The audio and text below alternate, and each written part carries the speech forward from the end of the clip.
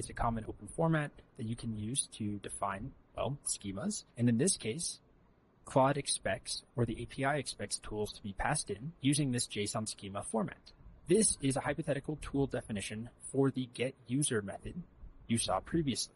So it has a name, getUser, a description, and these tool descriptions are important to tell Claude, here's what this tool does. And then an input schema that includes the arguments necessary to call this tool. As a reminder, this is what getUser looks like. So the underlying function has two parameters, key and value, both of which are required. Going back to the tool definition for getUser, we write the schema to indicate that there are two arguments. One is called key, one is called value. Both are strings. Key is one of the following choices using this enum, just a nice syntax, to say that it has to be either email, phone, or username. The idea here is that you can look up a user by an email, or by a phone number, or by a username. And there's also a description attached explaining how it works. And then also a value, which is a string, which needs to be the actual email, like john@gmail.com, or the actual phone number, or the actual username. And then finally, down at the bottom here, you can indicate which of these arguments are required to call this tool. In this case, both of them are required. So the next step is to define all of these tools. We have 4 different functions. We'll have 4 tool definitions or tool schemas using JSON schema and put them in a list called something like tools. The name doesn't matter, but we'll group them together.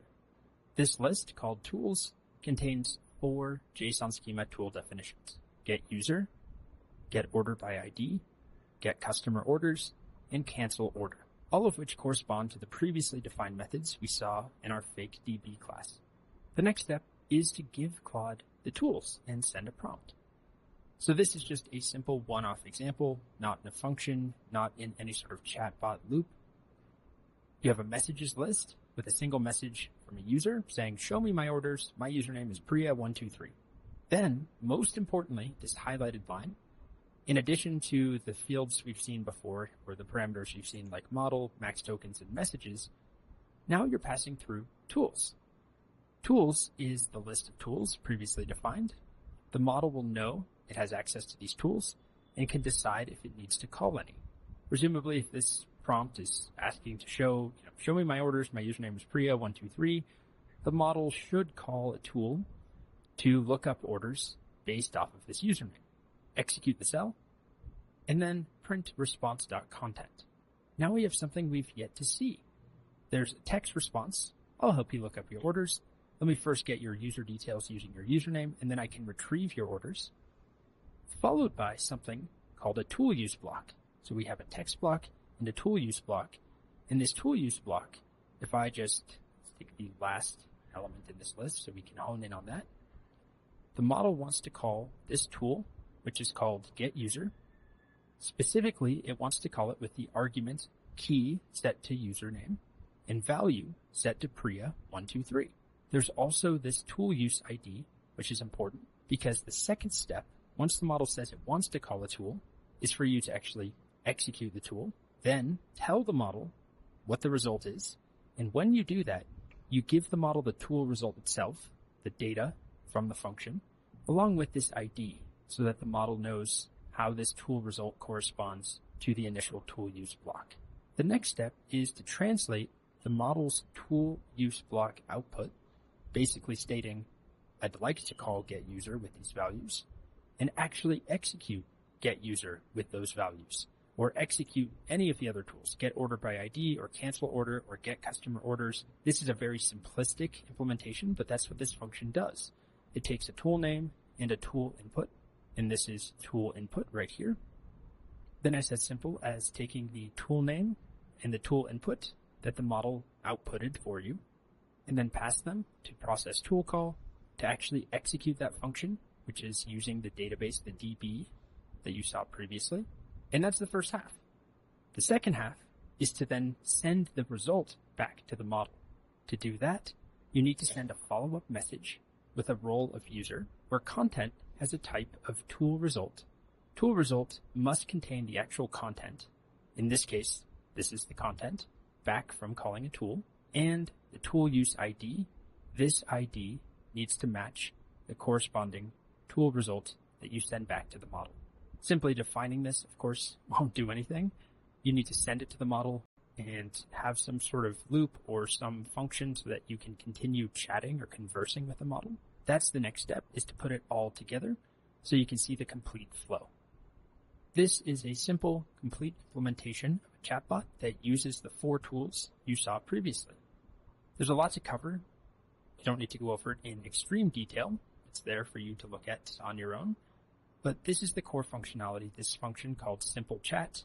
It uses a system prompt, which is a way to provide repeated instructions to set the role, sort of set the expectations of the model. So in this case, the prompt says you're a customer support chatbot for Acme Co. Your job is to help users look up their account and orders and so on. And then in each conversational turn, begin by thinking about your response. Once you're done, write a user-facing response. This allows us to separate out the model's sort of internal thoughts versus the actual reply that we want to show to a user as a chatbot. It's important to place all user-facing conversational responses inside of reply XML tags to make them easy to parse. A note about that, there's a function called extract reply that does exactly what it sounds like. It extracts the contents between reply XML tags. Further down, we start by asking for user input. There's a messages list that starts with a single user message. Maybe it's just hello. There's a way to break out of the loop if the user types the word quit. And then it's all about tool use. The messages are sent off to the model in this loop. All 4 tools are provided as that list of tools previously defined. The prompt, the system prompt is provided, model name, max tokens, all of that you've seen before. Then the model responds with something. You append the message that the assistant responded with.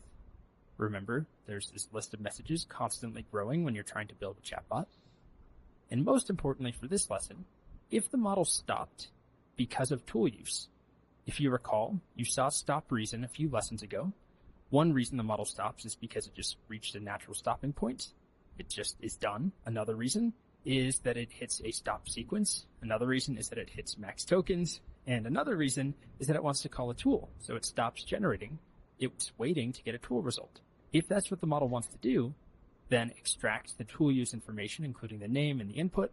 There's a print here that just lets you know that Claude wants to use a particular tool. Then process the underlying tool using the function you saw previously, process tool call. Finally, append a tool result to the conversation history that includes the tool use ID and the actual value returned from the underlying tool function, and then the loop repeats. If Claude didn't want to use a tool, then simply print out the model's response. And then you can try chatting to the model. Simply run the simple chat function and then enter your first conversational message, maybe something like hello to start. There's a response. Hello, welcome to Acme Co customer support. How can I help you? I can look up your account info, check order status, or cancel orders. Let's say I'll pose as Priya, which is one of the users in the fake database with the username of Priya123.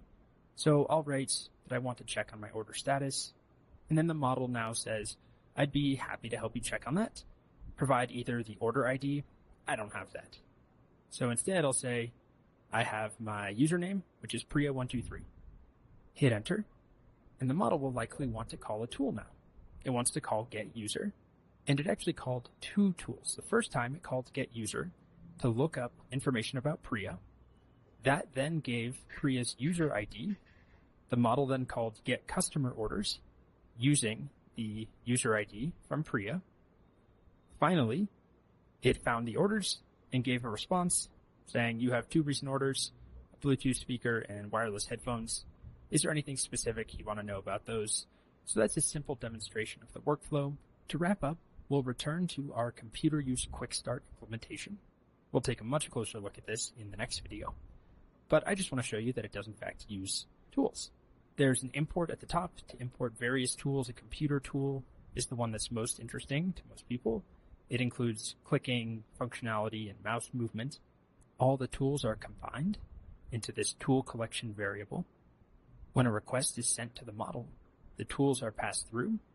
The same thing you just saw, tools equals some list of tools. And then once the model's responded back, if it wants to issue a tool or use a tool, if the content block type is tool use, there's logic in here to execute a tool and then make a tool result and send that back to the model.